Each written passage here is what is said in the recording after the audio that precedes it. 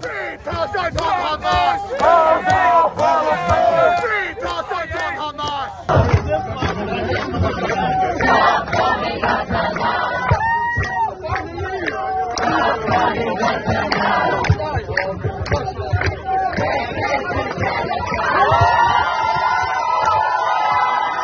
The cheering you hear there at the end is a sound of a crowd cheering the arrest of our next guest. It is our pleasure to welcome Dominic Cardy onto the program.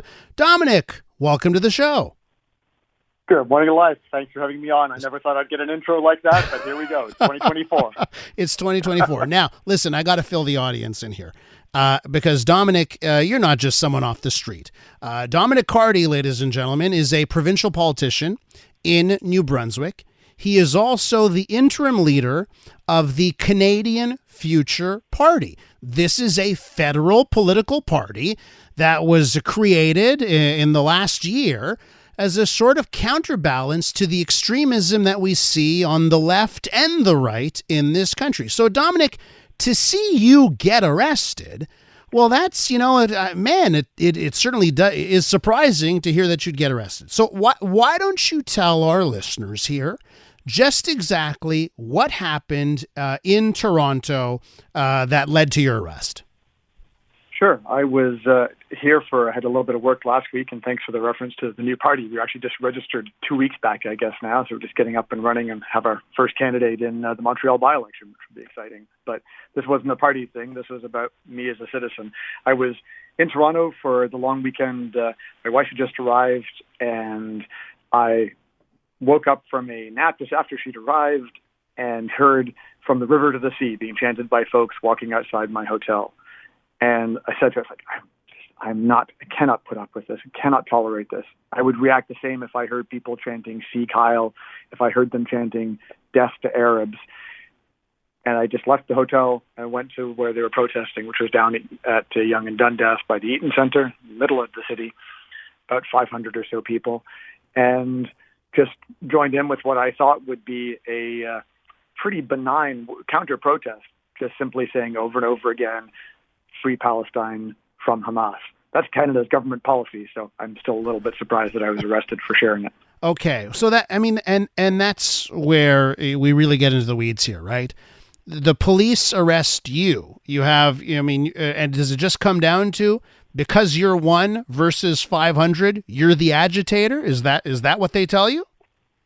Well, yeah, that was. They said that it was that I was causing I was disturbing the peace, which was odd when I was in the middle of a crowd of people wearing terrorist insignia, chanting terrorist slogans, openly supporting Mr. Hanea, who was assassinated by the Israeli government the other week, and good riddance to him, and myself. And it turns out there was another young Jewish woman who was in another part of the crowd who had also been arrested. She was carrying an Israeli flag that somehow or other got from her into the heart of the protest. And when I was arrested, I was 1 meter away from an Israeli flag being trampled by the crowd. They were talking about burning it, but I don't know if they did or not because I was otherwise occupied after that time. So, Dominic, listen, you said you weren't there for political reasons. You weren't there because of your current role with the Canadian Future Party. But nonetheless, politics are involved here, right?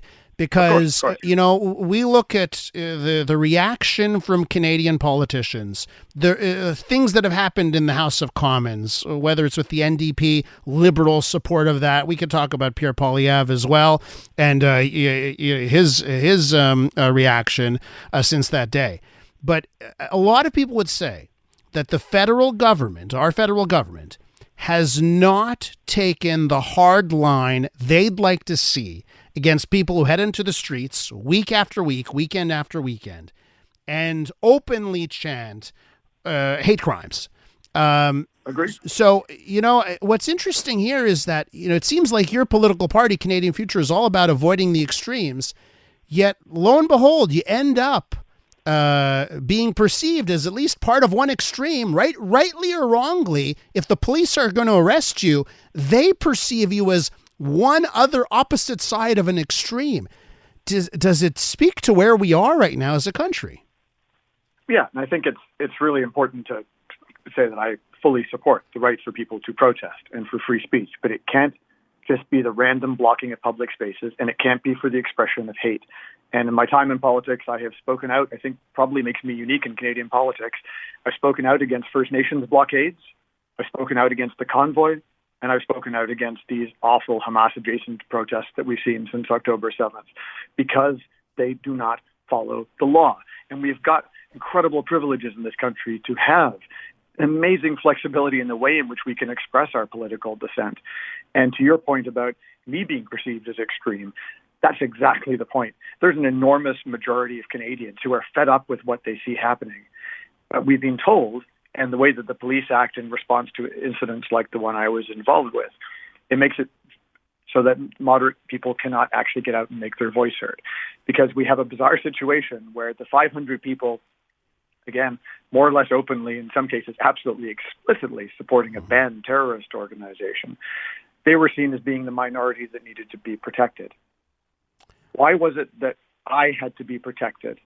Why did I have to be arrested and taken away from that group when they were the ones who were literally breaking the law?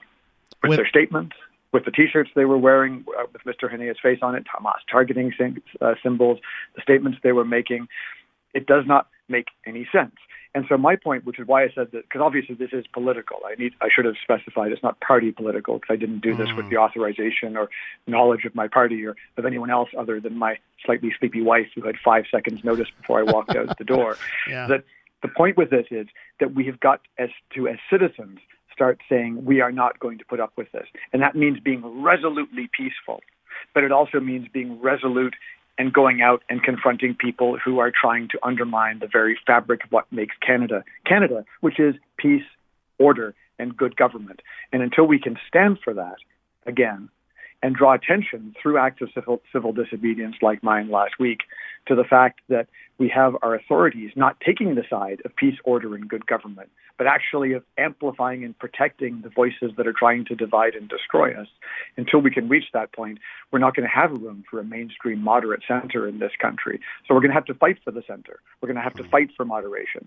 So that's a bit paradoxical, but hey, again, it's 2024. With Dominic Cardy, interim leader of the Canadian Future Party. So Dominic, a spokesperson for the Toronto Police, told the National Post that you were engaging in confrontational behavior towards other demonstrators, failing to comply with police directives. I want to know, what's your reaction to what the police have said about your arrest? That's 100% true. I was saying free Palestine from Hamas to a bunch of people who openly supported Hamas. Again, odd that I was taking the Government of Canada's line, the line that all of our political parties take, which is that Hamas is a terrorist organization, regardless of anyone's feelings about the end of the Israeli-Palestine war and that conflict. I think we can all agree that ultra-right-wing, theocratic, Islamist terrorists are not exactly the people we're going to be holding up as a good example for good governance. And when the police asked me to leave, I wasn't saying anything wrong. I wasn't saying anything that was, again, other than Canadian government policy. And one of the freedoms that we have in our society is civil disobedience. And so when the police give you an order and you do not believe it complies with both your morals and with the law, you refuse it and you suffer the consequences. And I embraced that willingly. And repeatedly throughout the time I was detained, the police said, can you just say you're not going to do it again? Just sign a document saying you won't go to other protests. You can just go back and return to your holiday. And I made it absolutely clear I would not do that. We have got to start using our rights to defend our rights. And the right to civil disobedience cannot be, I think, any more purely expressed than standing up to the supporters of terrorists on our streets. It's to me, it's crazy that you were the one that the police were trying to force you to sign a document to say you wouldn't do this again. I find that outrageous. I got to be quick here, Dominic, but last question. What do you think the governments, police forces should be doing with people that continue to do this kind of hateful speech every weekend? First, we've got to make sure we allow counter-protesters the space to counter-protest, to go up close to the faces of those who are espousing extreme and hateful views and say, not in our time, not in our country, this is not Canadian, and to push back. And the police to be there to protect the peace between those two groups, but not to negate the fact that there are two sides. One of the problems we have is the extremists get to yell into a vacuum because the police put a bubble wrap around them, and it creates the illusion for them that people actually support them. Police have got to give the opportunity for people to argue and fight and yell peacefully. That has got to be what we need to do. And we also need to clamp down on the fact that we have terrorist supporters in this country. Another chance we could chat about the fact that there were people with clear training who were representing the Iranian government point of view at that protest. One of them, a huge guy, did a very good job of making sure I didn't get beaten up because I recognized that would look bad on them. He didn't stop one guy from giving me a good swift kick, but apart from that, did a really good job of keeping people away from me. But this is, when we talk about foreign interference, what do we think that actually means in concrete terms? It's people on the ground helping to agitate, to disrupt and divide Canada and Canadians. I saw that firsthand in that protest last week.